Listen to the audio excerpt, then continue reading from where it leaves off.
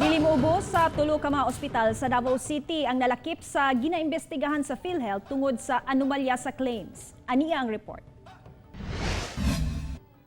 Sa mga ospital nga ginaimbestigahan karon sa PhilHealth sa Tibok Region 11, pipila niini anaa sa Davao City. Maong mga ospital nalambigit kuno sa mga anomalous claims nga gitawag og upcasing kung ang ordinaryong sakit padak-on aron dako ang claims nga makuha sa PhilHealth bisan wala masayod ang mismong pasyente.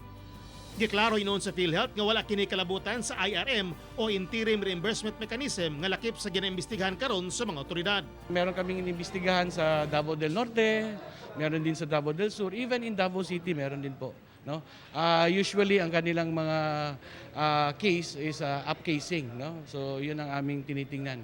Kasi yun ang yung tawag dito, yung napakadaling gawin na parang pandaraya sa korporasyon. Samtang sa padang investigasyon sa Senado sa giingong mafia sulod sa PhilHealth, wala magpaapekto ang mga empleyado sa Rehiyon 11.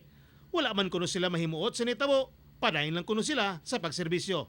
Very low ang moral ng ating mga empleyado, but I've said, no, this is public service, so whether we like it or not, no, continue talaga ang aming serbisyo, no, sa mga publiko.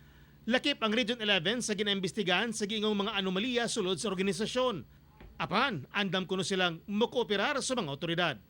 And we are cooperating with other government agencies, like for example, yung mga NBI, DOJ, PACC, no?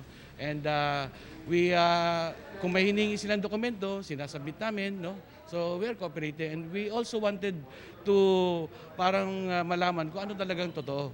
Kauban si Melchor Awing sa kamera. Ako si Tek Ocampo para sa One Mindanao.